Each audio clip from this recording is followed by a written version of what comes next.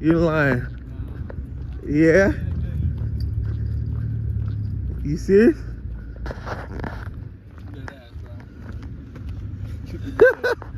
Look at this thing. It's a leopard, bro. What do I do with them?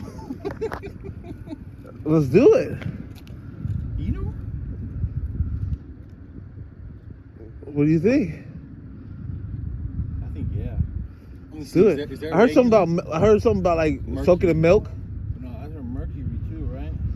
Yeah, I mean I heard they be doing it all the time. Let me see. It says generally recommended to eat at most 1 serving a week. Leopards are also very good eating.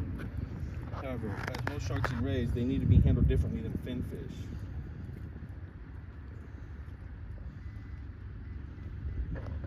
Light meat that tastes good, so it's popular with anglers and spearfishers. Dude. Wait. Is there a regulation size for leopard shark?